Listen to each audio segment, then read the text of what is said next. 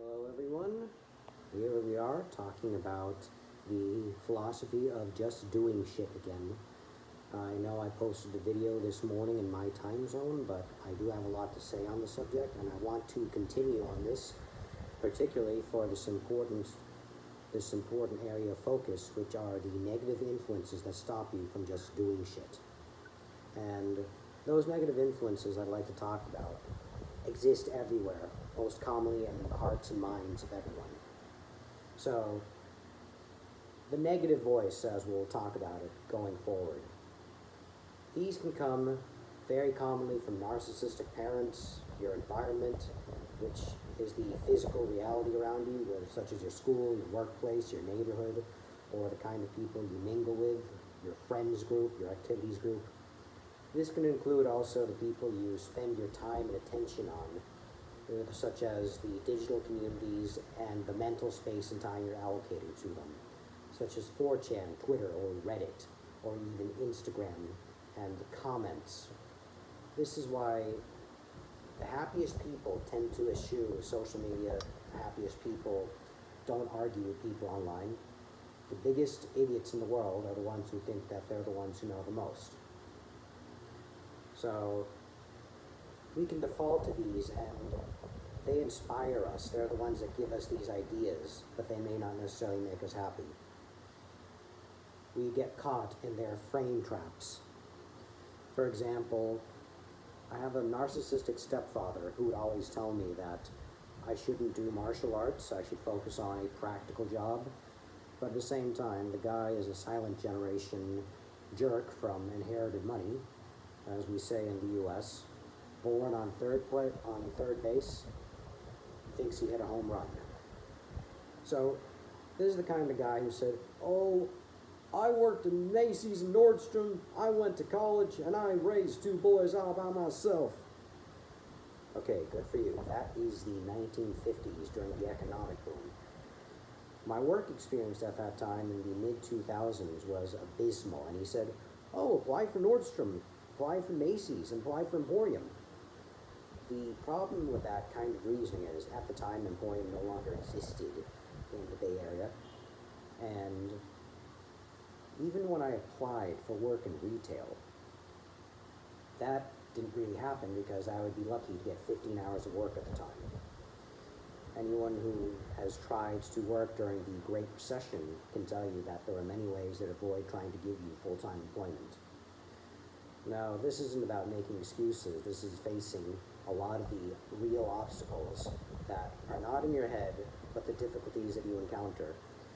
The actual obstacles are the ones the actual obstacles you create. These are the excuses that stop you from trying to find solutions to the actual institutional and societal obstacles. In my case, for that, I wasn't happy in retail, it wasn't my niche, and there just weren't many positions available, and to spend more time fighting for 40 hours in one retail job and another 40 in another was unrealistic.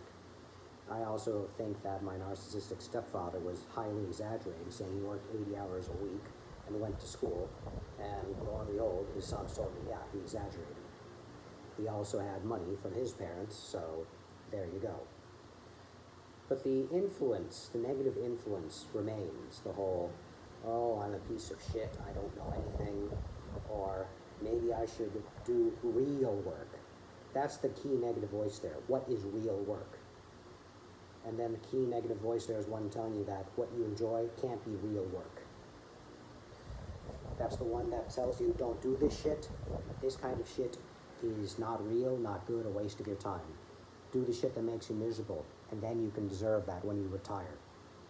Well, that negative influence stayed with me for many years and only damaged me. Because even when I did follow that advice, the negative voice, the actual person speaking it, would constantly criticize me and say I was never doing enough, including if I worked 5 days a week, he'd say, "You're lazy, you don't work on Saturdays." I'd work 2 jobs at a time, and on Sundays, I would help out at an outdoor market in the summer.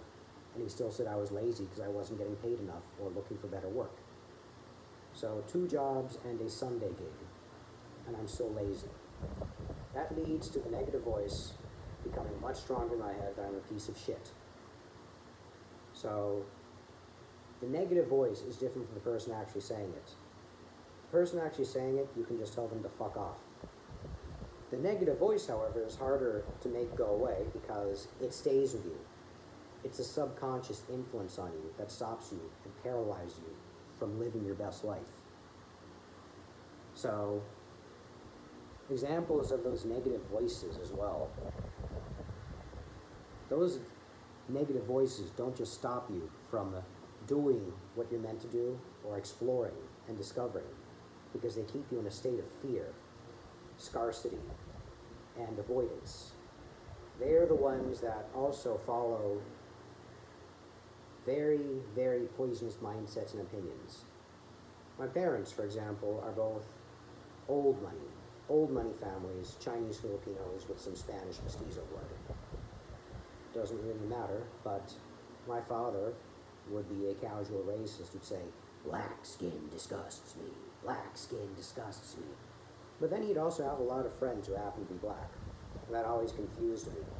He'd say, I'm not racist, I'm just biased. And I say, okay, well, whatever the mental gymnastics are there, I don't understand it. So at times it caused me to be a casual racist and didn't understand why it was off-putting to some people. Not necessarily my black friends, but to people, when I would just repeat what my father said, then he'd look at me and say, why are you repeating this joke in public? And I say, well, you say it to me all the time. And he'd say, this is between us. Just don't share with anyone. So there's the confusion there. Me as a young kid, wondering why he can be casually racist and laugh about it, and then seemingly be fake with his black friends. And then me saying, all right, so why lie about it then? And he says, no, I don't dislike black people. And just the whole loop doesn't make sense. But that colored my view of what's appropriate behavior, what's appropriate humor. My mom would do the same thing with Filipinos, saying that they're peasants, they're uneducated, and they're stupid. And she and other people I know would say they would wish for a war to happen, or a plague to kill off 1/2 or 1/3 of the country, or 2/3. And this actually influenced me to the point that as an American, as an Asian American, and as a third culture kid, I'd always feel very ostracized here, because one very common Asian American struggle in our heritage countries is you're never given the same kind of leniency an outsider is. So if my broken Tagalog and my accented Tagalog is what the locals hear, they give me shit for saying, oh, are you ashamed of being Filipino? Oh, you're a failed Filipino. You don't belong here.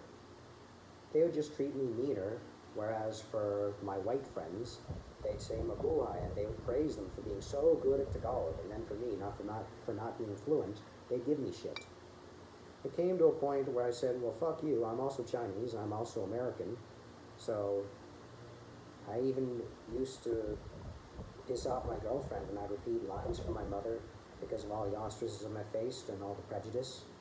And so oftentimes it's just perceived prejudice when there's really just people reacting to what they couldn't understand, such as being shy about my English and my accent, and being shy or defensive because what's normal for us Americans sounds like shouting or ordering people around the Filipinos.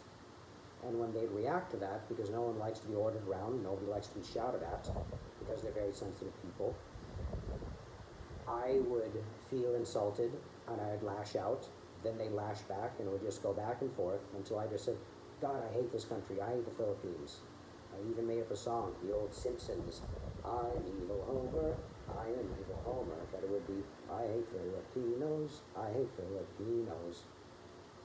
When I look back at those things that would piss off my ex-girlfriend Dana, I'd say, God, why was I allowing myself to perpetuate those views of my parents?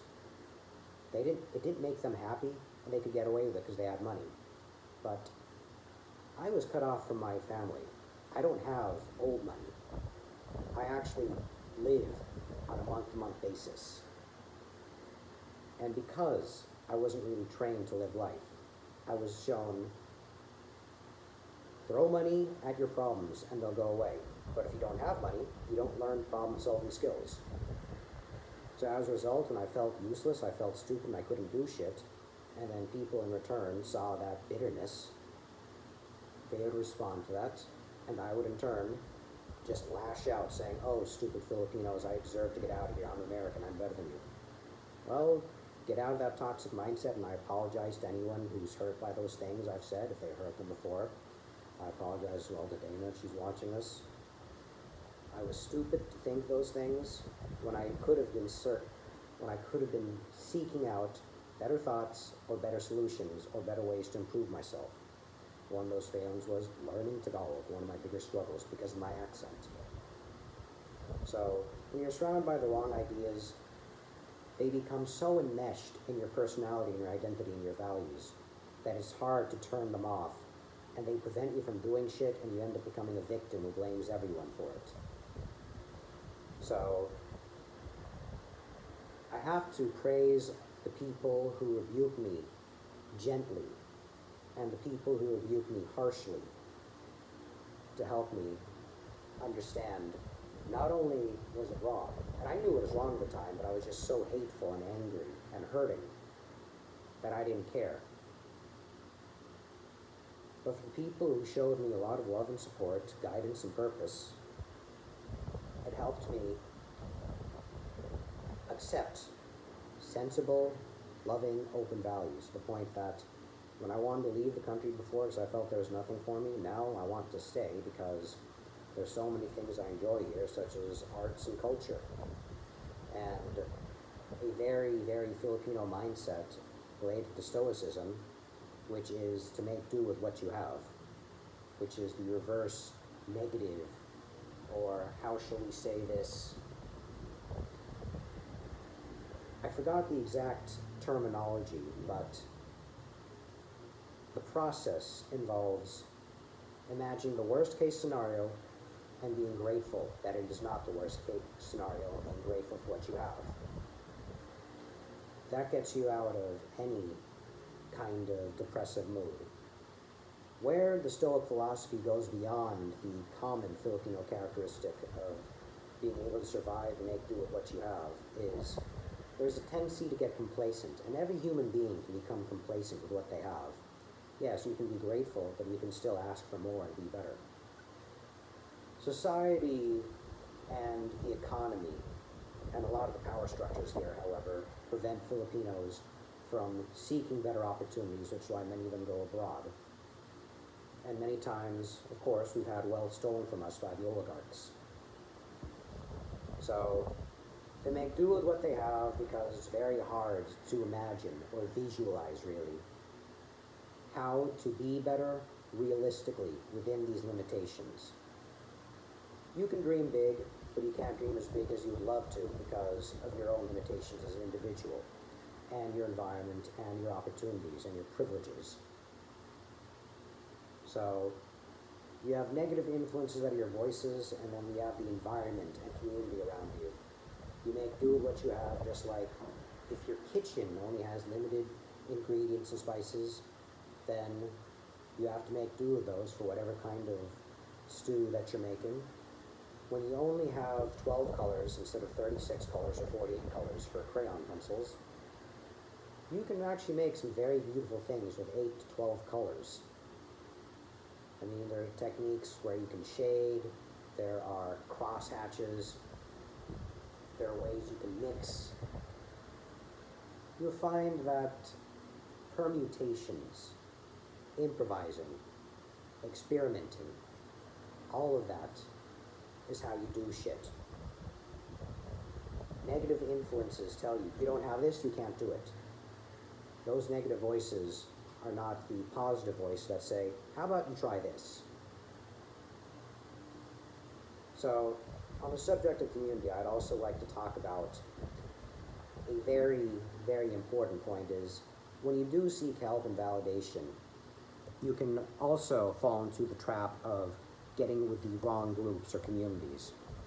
Specifically, one thing I read about once were people who would join men's fitness and well-being support groups. They'd go out and exercise, they'd hang out, they'd be supportive. Lo and behold, cult recruitment.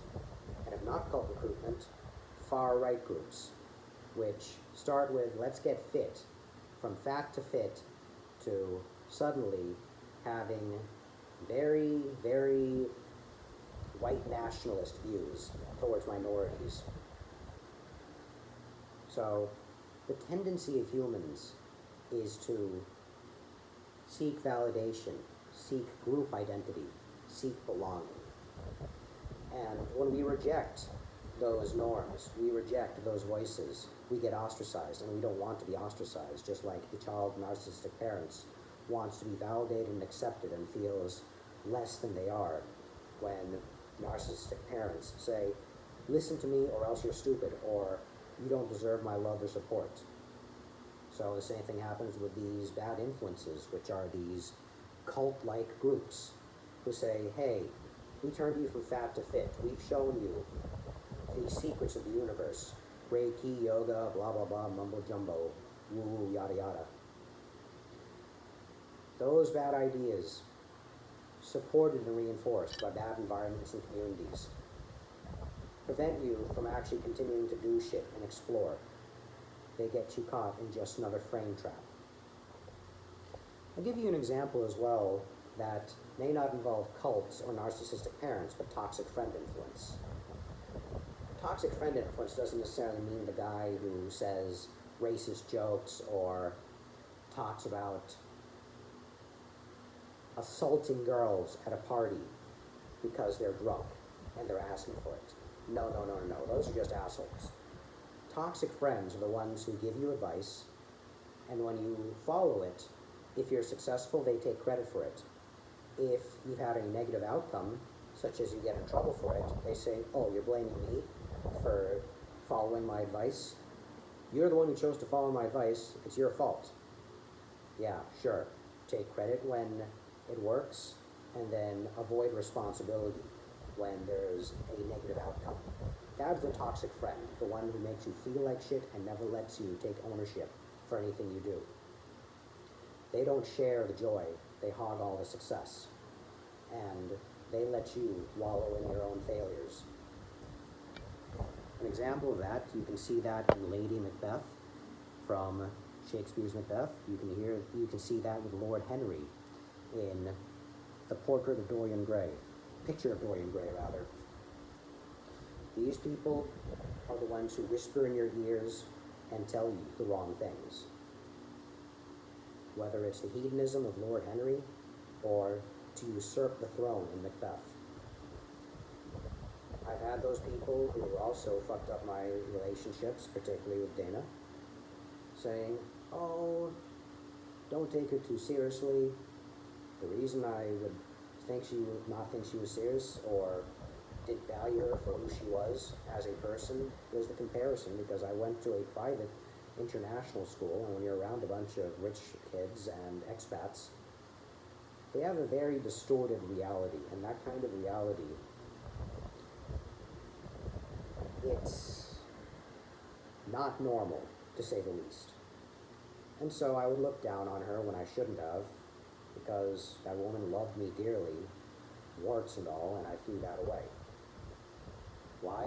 Because again, bad environment, the kind that would look down on people like her. Now, she is a woman who owns her own home at the age of 41, all on her own after working since the age of 20, doing things from tutoring in Taiwan to working in Japan abroad, and, well, working in a call center, selling insurance, or rather doing insurance claims. She did all that, and she cooked, she cleaned, she helped raise our cats and dogs. She budgeted our finances when we put them together, and she actually put more into it than I did. And yet, she still put up with my bullshit, because she loved me. Instead of listening to her reasonable voice saying, stop fighting with your friends. Even if you're sparring in class, you're coming home with bruises, and you don't have health insurance. Those are the guys who would tell me, oh, don't listen to your woman, she doesn't know what it's like to be a guy. But then when I'm seeing bruises on my arm and feeling chest pains, and then warned by my friend who's a Chinese doctor, why are you damaging your internal organs fighting with these idiots? So, once again, sensible person like Dana. She creates the life she has, lives the best life she has, whether it's traveling, her art, her work, her friends. Doesn't matter. She chose to make the best decisions and just do shit. I, on the other hand, made excuses. I listened to the wrong people because I didn't know shit, and I expect them to know shit. The negative voices that influence you, be they narcissistic parents, groups, cults, toxic friends, they will tell you they know shit, but they don't know you. They will tell you that they know you. But in truth, they don't know shit, they don't know you. They only project. You may not even know you, because that is the distorted funhouse mirror you look at yourself with. The people who do have your interests, like Dana did with me because we were together, these are the people you should listen to, the ones who can see your potential, who can see beyond your bullshit and say, I see that you're covered in shit now, but you're not a piece of shit. But because I continued to associate with people rolling around in their shit, I became a piece of shit. And that's how I sabotaged my relationship with Dana and fucked things up. So, how do you go from listening to negative voices to being sensible and doing shit?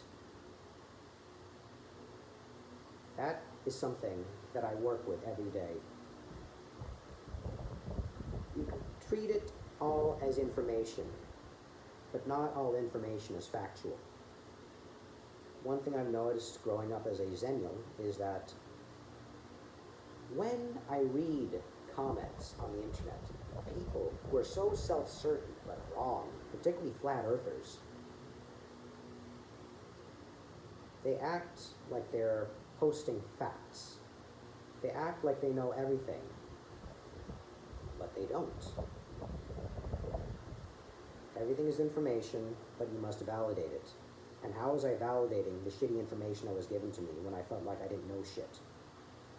You will only know shit when you validate it through life, not from what people say, no matter how loud their voices are.